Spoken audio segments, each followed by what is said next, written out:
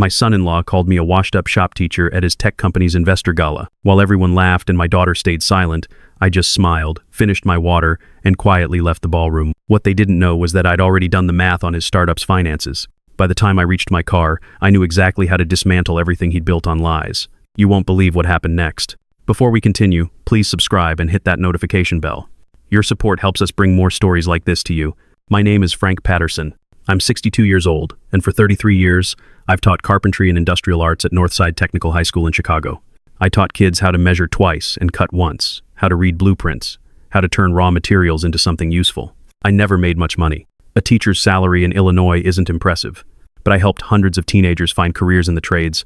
Some of them now run their own contracting businesses.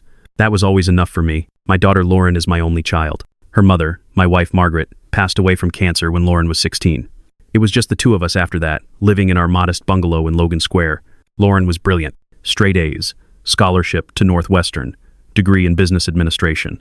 She got a job at a marketing firm downtown. Started dating this guy named Connor Ashford about 2 years ago. I met Connor for the first time at a restaurant in the Loop. Lauren had been gushing about him for months. Successful entrepreneur, founded his own tech company, Wharton MBA. The restaurant was one of those places where they don't list prices on the menu. I wore my good sport jacket, the navy one I'd bought for parent-teacher conferences. Connor showed up 20 minutes late. No apology, just slid into his seat and immediately started checking his phone. He was 34, Lauren's age, with that particular confidence that comes from never being told no. When he finally looked at me, his eyes did that quick assessment. Jacket, watch, shoes. And I watched something shift in his expression. "Mr. Patterson, good to finally meet you," he said, shaking my hand with the bare minimum pressure. "Lauren's told me so much about you. High school teacher, right?" "Industrial arts," I said. "Woodworking, metalwork, technical drafting." "Ah." He nodded in that way people do when they're already moving past what you've said. Very hands-on. The dinner was excruciating. Connor talked about his company, TechFlow Solutions, for 40 minutes straight. They were developing some kind of AI-powered logistics platform. His investors, his revenue projections, his 5-year plan to take the company public. Every few minutes he'd throw in a comment about real entrepreneurship or taking risks instead of playing it safe. When Lauren asked me about work, Connor's phone buzzed. He checked it while I was mid-sentence about a student who'd just gotten an apprenticeship. The bill came to $280. I reached for my wallet. I'd brought enough to cover my share, but Connor waved me off with theatrical generosity. "Don't worry about it, Mr. Patterson. I've got this. I know teacher pensions in Illinois are, well, let's just say they're not exactly generous." Lauren smiled at him like he'd done something noble. I drove home that night with my hands tight on the steering wheel of my 12-year-old Accord. It wasn't the money that bothered me. It was the dismissal in his voice, the casual way he'd reduced 33 years of work to not exactly generous. Over the next 6 months, I saw Connor's pattern more clearly. He visited our bungalow once. Lauren wanted to show him where she'd grown up.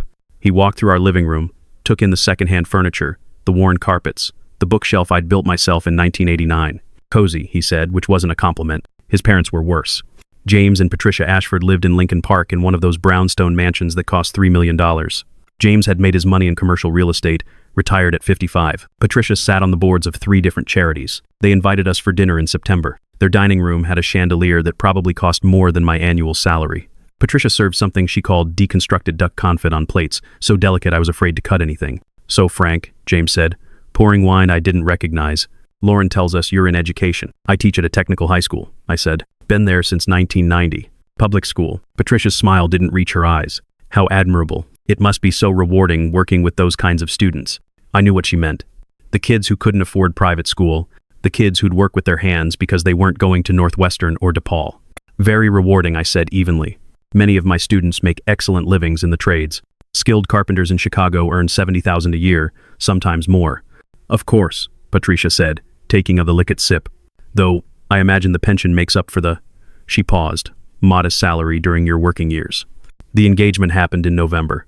Connor proposed at some rooftop restaurant overlooking the skyline. Lauren called me crying with happiness. "I'm engaged, Dad. Can you believe it? That's wonderful, sweetheart. I'm so happy for you." The engagement party was at the Ashford Mansion. 200 guests, catered by some celebrity chef, champagne flowing like water. I wore the same sport jacket. Connor's business associates were there, his investors, people who looked at my jacket and immediately knew I didn't belong. At one point, I overheard Patricia talking to a group of women near the marble fireplace. "Of course, Lauren's father is a shop teacher," she said, voice dripping with false sympathy. "Public school, very modest means. But Connor says the man has dignity, which I suppose is what matters when one doesn't have much else. The women made sympathetic noises. One of them glanced at me, then quickly looked away. I spent most of that party standing alone with a glass of water, watching Lauren glow beside Connor. She looked so happy. That's what mattered, I told myself. Her happiness, but something gnawed at me. 3 weeks before the wedding, Connor invited me to lunch. Just the two of us. We met at a steakhouse downtown, the kind with leather booths and dim lighting. Connor ordered a $40 ribeye without looking at the menu. "Frank," he said, once our food arrived, "I want to talk to you about something important. Lauren and I have been discussing our future. Of course, I'm building something significant with TechFlow. We're about to close a Series B funding round, $8 million. That's impressive. It is. And I need Lauren to be fully committed to this journey. Supporting me, representing the company at events, networking with investors. She's very capable. She is. But here's my concern." He leaned forward, lowering his voice. "Your lifestyle, your choices, they send a certain message. What message is that? That settling for mediocrity is acceptable. That choosing security over ambition is fine. I raised my daughter to work hard and find meaning in what she does. I'm sure you did. But Frank, when investors meet Lauren's father and see a man driving a 12-year-old car, living in a modest house, working a job that, let's be honest, anyone could do, they wonder. They wonder if she has the drive, the hunger, the winner's mentality needed to be a founder's wife." I set down my fork carefully. "Are you asking me to change who I am? I'm asking you to be mindful. At the wedding, at company events, could you maybe upgrade your appearance? Better suits, newer car, that sort of thing. I'll contribute financially, of course. Call it an investment in our family's future. I paid for my own meal that day." Connor looked surprised when I pulled out my wallet, but I insisted. The wedding was beautiful. Lauren looked radiant in her dress. I walked her down the aisle with tears in my eyes, remembering Margaret wishing she could see this. During the reception, Connor's best man gave a toast. He talked about Connor's vision, his drive, his refusal to settle. Then he said, "And he's even patient enough to deal with challenging family situations." Not everyone comes from the same background, but Connor believes in lifting people up. I saw people glance at me. Lauren squeezed Connor's hand, smiling. I left the reception early, claiming tiredness. The truth was, I couldn't stand another moment of being treated like a charity case. For the next year, I kept my distance. Polite calls on holidays, brief visits. Lauren seemed happy, or at least she said she was. Connor's company was growing. Series B closed successfully. They moved into a luxury condo in the Gold Coast. Lauren quit her marketing job to focus on being Connor's wife and supporting his company full-time. Every conversation became about TechFlow's latest milestone. Then came the investor gala. Lauren called 2 weeks before. "Dad, I really want you there. Connor's presenting to major investors. It's a huge night for the company." "Of course I'll come." She paused. Connor thought, "Maybe, if you have time, you might want to get a new suit." "I'll take care of my own clothing, Lauren." "Dad, please. Just this once. I know he's been difficult, but this is important to me." I bought a new suit for the occasion. Nothing extravagant, but well-tailored, charcoal gray. I looked like someone who'd spent 33 years earning a respectable living, which is exactly what I was. The ballroom was decorated like something from a tech conference. Blue LED lighting, massive screens showing TechFlow's metrics and growth projections, tables with those high cocktail chairs that are designed to keep people from sitting too long. I arrived at 7. Lauren found me immediately, looking stressed. "Dad, thank God. Listen, Connor's really nervous about tonight. Some major investors are here and he's doing a presentation. Just be supportive, okay?" When have I not been supportive? She gave me a look that suggested she had thoughts about that, but didn't voice them. The presentation started at 8. Connor took the stage in a tailored suit that probably cost more than my monthly mortgage payment.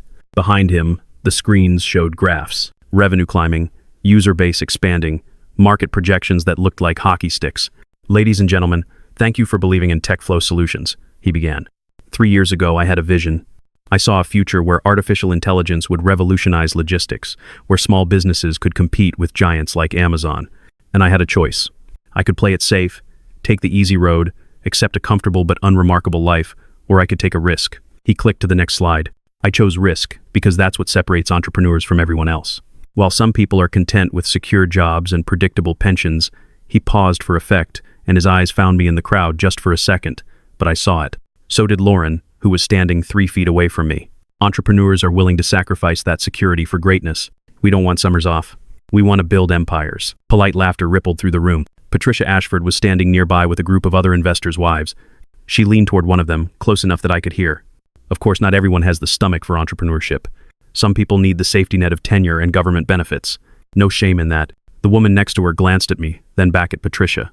"Is that Lauren's father?" Patricia said quietly. "He teaches shop class. Very reliable work, I'm sure."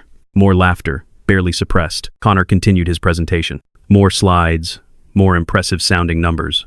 At one point he said, "Our Q3 revenue was 800,000, with projections for 1.5 million in Q4. We're on track for 10 million annual revenue by next year." I'd already done my homework. I'd spent the last 6 months quietly researching TechFlow solutions.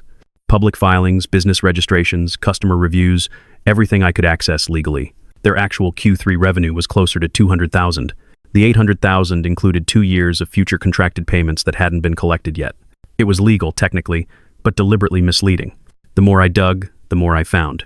Inflated user numbers, retention rates that didn't match industry benchmarks, operating expenses that seemed impossibly low unless they were paying people under the table or not at all. The presentation ended to applause. People swarmed Connor, congratulating him, asking questions. Lauren went to his side immediately, beaming.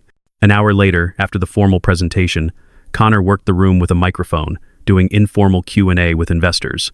He made his way near where I was standing with my water glass, talking to a group of younger employees. One of them, clearly several drinks in, said loud enough for everyone to hear, "Connor, man, where'd you get the confidence?" Like, "My dad wanted me to be an accountant, something safe. How'd you know to ignore that?" Connor laughed. "You have to trust yourself more than you trust other people's fear." My father-in-law, for example, he gestured vaguely in my direction, spent his whole life in a classroom. Stable, pension, benefits. And look, there's nothing wrong with that, but it's not building anything. It's just maintaining. The group turned to look at me. I was 15 feet away, clearly within earshot. "I mean, look at him," Connor continued, his voice carrying. "He's wearing what? A $200 suit, driving a car that's older than some of our interns. That's the safe path. That's what happens when you choose security over ambition." Someone in his group laughed uncomfortably. Connor grinned, encouraged. Honestly, when I first met him, I thought Lauren was joking. My dad teaches shop class. Like, buddy, it's 2023. Who still does that? But hey, someone's got to teach the kids who aren't going to college, right? Might as well be someone who's already given up on real success. The laughter was louder now. Not everyone. Some people looked uncomfortable, but enough. Patricia was laughing behind her champagne flute. James Ashford, standing nearby, shook his head with an indulgent smile, like Connor was a precocious child. And Lauren, my daughter, was standing at the edge of the group. She didn't laugh, but she didn't speak either. She just looked away, at the floor, at anything but me. That's when I set down my water glass, smiled politely at the people near me, and walked out of the ballroom. Not quickly, not dramatically, just calmly, steadily, like a man who'd made a decision. Behind me, I heard Connor's voice continuing. "That's what I'm talking about. You can't be afraid to be honest about what success looks like." I drove home in silence. My hands were steady on the wheel. That night, I sat at my kitchen table with my laptop open. I'd been gathering information for months, but always with the thought that maybe I was overreacting. Maybe Connor's condescension didn't matter. Maybe I should just let it go for Lauren's sake. But what I'd witnessed tonight wasn't just rudeness. It was cruelty. Calculated, public, designed to humiliate. And more importantly, Connor's company was built on lies. Those investors trusting him with millions, they deserved to know the truth. I opened the files I'd been compiling. TechFlow's public filings showed revenue recognition practices that were, at minimum, highly questionable. They were booking revenue from multi-year contracts immediately, even though the actual cash wouldn't come in for years. Their user numbers counted free trial accounts that had never converted to paid subscriptions. Their operating expense reports didn't match their employee count. Either they were paying people illegally or they weren't paying people at all. I spent 3 days writing a detailed report. 27 pages, every claim documented, every number sourced from public records or industry standards. I included comparisons to similar companies at similar stages. I highlighted the specific accounting practices that violated securities regulations. Then I filed a formal complaint with the Securities and Exchange Commission. I didn't sign it with my name. I used an anonymous reporting system, identifying myself only as a concerned party with relevant expertise.